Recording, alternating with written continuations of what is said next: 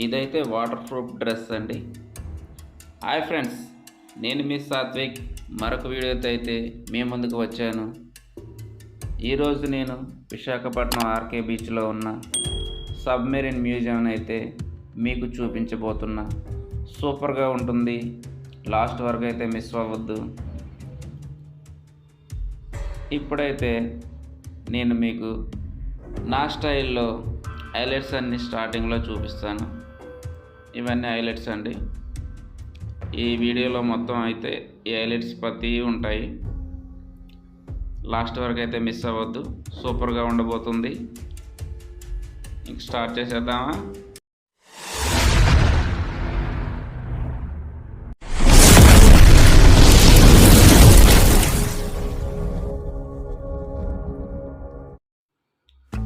Friends, నేనైతే ఇప్పుడు ticket తీసుకొని సబ్మెరీన్ చూడడానికి వెళ్తున్నా.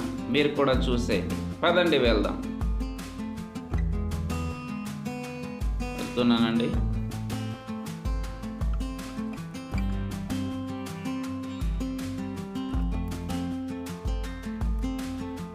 ఇక్కడ సెక్యూరిటీ టికెట్ చెక్ చేశాడు.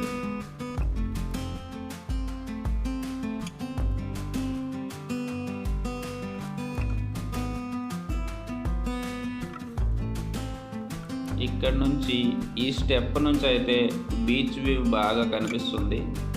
ఒకసారి అయితే అటువైపు మీకు చూపించాలనిపించింది.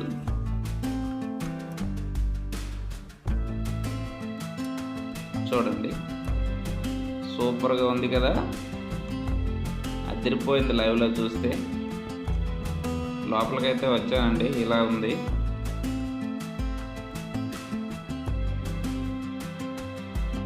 బుర్రపాడు ఇంచు బై ఇంచి మొత్తం ఇరికించారు.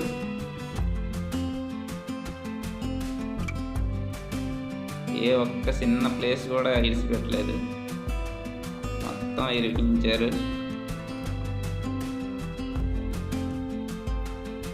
లోపల అయితే ఒక మనిషి వెళ్ళే అంత మార్గమే ఉందండి. ఒక వీడియో తీయాలంటే మినిమం డిస్టెన్స్ అనేది ఉంటుంది కదా, అలా లేదు ఇక్కడ. అందుకే కొద్దిగా ఈ విధంగా మీకు కనిపిస్తుంది. బాగానే కనిపిస్తుందని నేను అనుకుంటున్నాను. 100% అయితే నేను ట్రై చేశాను బాగా మీకు చూపించడానికి.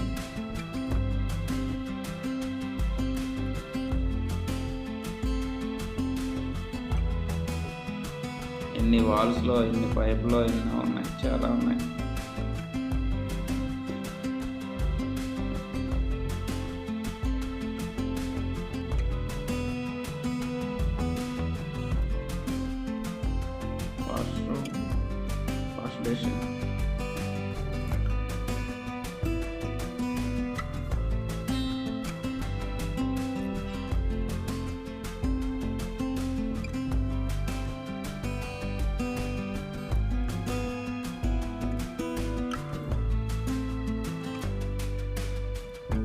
ప్రతి చిన్నగా ఉన్నాయండి వాళ్ళు నివసించడానికి అయితే, రెస్ట్ తీసుకునే ప్లేస్ అది.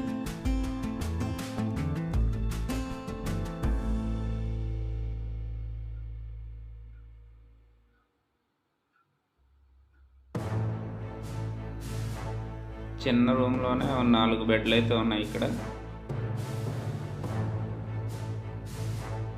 కాకపోతే మేము వచ్చేటప్పుడు దీని లోపల అయితే కూలింగ్ సిస్టమ్ అది బాగుందండి.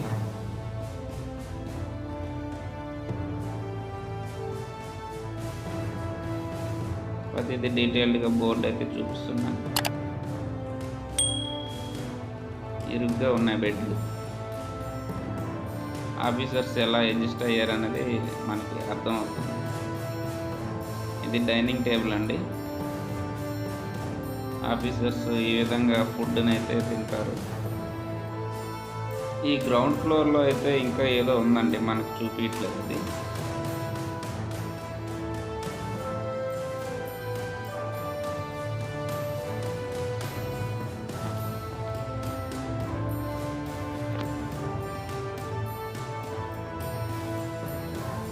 ఇది ఒక బెడ్రూమ్. రెస్ట్ తీసుకుంటున్నారు ఆఫీసర్స్ డ్యూటీ అయినాక. ఇదేనండి, ఎయిర్ అయితే చల్లగా వస్తుంది దాంట్లో. ఇంకా గజిబిజిగా ఇక్కడ చాలా చాలా ఉన్నాయి. వాల్స్, పైపులు, మీటర్స్. చూసిన వాళ్ళకి మనకే ఇలా ఉంటే అది ఎలా తయారు చేశారో, ఇది ప్రతిదీ అవసరమని ఎలా కనుక్కున్నారో మర్చిపోతుంది నాకైతే. మీకు ఎలా అనిపిస్తుందో? టాప్లో కూడా ఉందండి, బాటంలో కూడా ఉంది. మనమైతే మధ్యలో వెళ్తున్నాం, అంతవరకే మనకు పర్మిషన్. ఎన్ని వాల్స్ ఉన్నాయో చూడండి.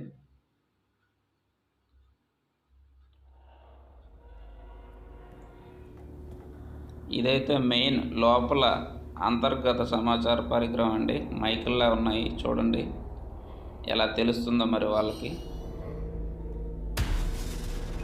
పాతకాలం టెక్నాలజీ. గాలి బాగా వస్తుంది ఇంట్లోంచి.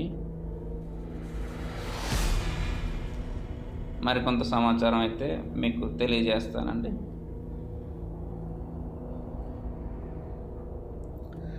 ఐఎన్ఎస్ కుర్సురా S-20 అనేది ఇండియన్ నేవీకి చెందిన ఒక డీజిల్ ఎలక్ట్రిక్ సబ్మెరైన్. ఇది కల్వర్ క్లాస్, ఫ్రాన్స్ ట్రాక్ క్లాస్ యొక్క వేరియంట్. సబ్మెరైన్ కుర్సురా 18 డిసెంబర్ 1969 ప్రారంభించబడింది మరియు 31 సంవత్సరాల సేవ తర్వాత 27 ఫిబ్రవరి 2001 ఉపసంహరించబడింది, అంటే నిలిపివేశారు.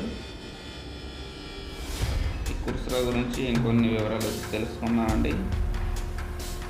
ఇది భారతదేశానికి 4వ జలాంతర్గామి. ఇది 1971 ఇండో పాకిస్తానీ యుద్ధంలో పెట్రోల్ మిషన్లో కీలక పాత్ర పోషించింది. కుర్సురా ఇతర దేశాలతో నావికా విన్యాసాలతో కూడా పాల్గొంది. కుర్సురా సోవియట్ యూనియన్లోని జిరాలో ప్రారంభించబడింది. కుర్సురా యొక్క మొదటి కమాండ్ అధికారి కమాండర్ అరుణ్ ఆడిట్టో. ఇది 20 ఫిబ్రవరి 1970 భారతదేశానికి తన తొలి ప్రయాణాన్ని ప్రారంభించింది. ఇది 28 ఫిబ్రవరి 2001 31 సంవత్సరాలు సేవ చేసిన తర్వాత నిలిపివేయబడ్డాయి. కుర్సురాను ఇప్పుడు విశాఖపట్నం మనం చూస్తున్న జలాంతర్గామి మ్యూజియంగా ప్రదర్శించబడుతుంది.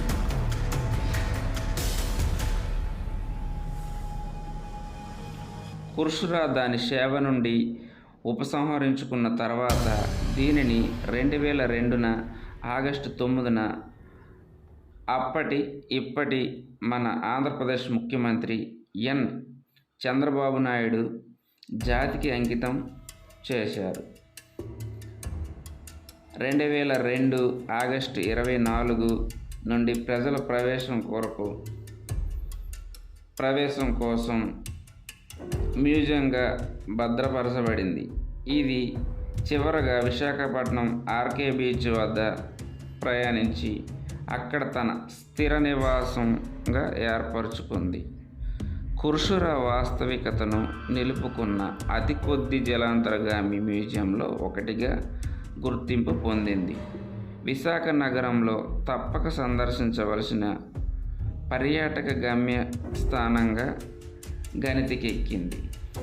కుర్సురా ఉపసంహరించబడిన జలాంతర్గామి అయినప్పటికీ ఇది ఇప్పటికీ నావికాదళం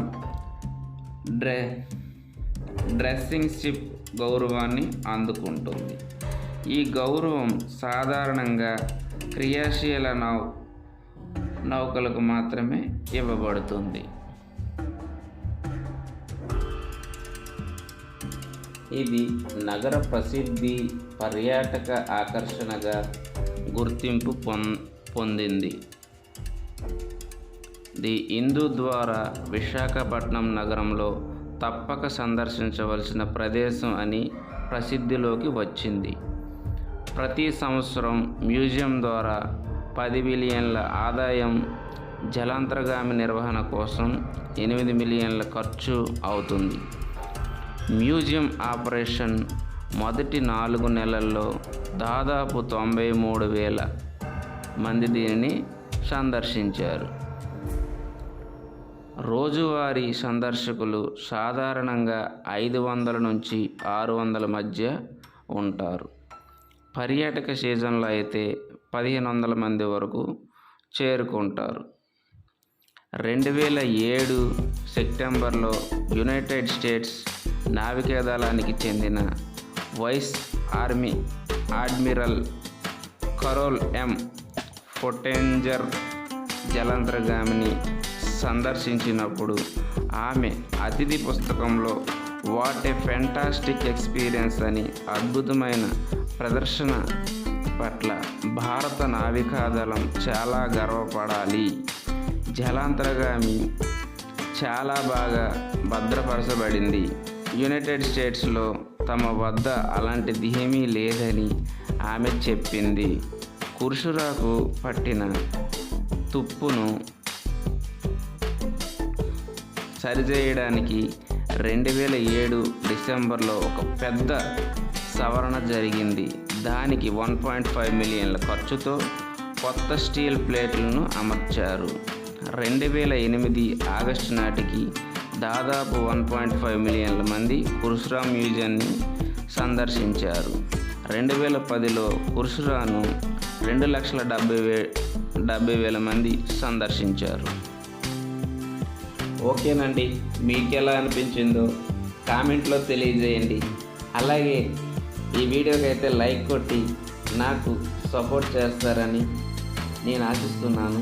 మీరు లైక్ కొట్టడం వల్ల ఇంకో 10 మందికి అయితే ఈ వీడియో చేరుకుంటుందండి.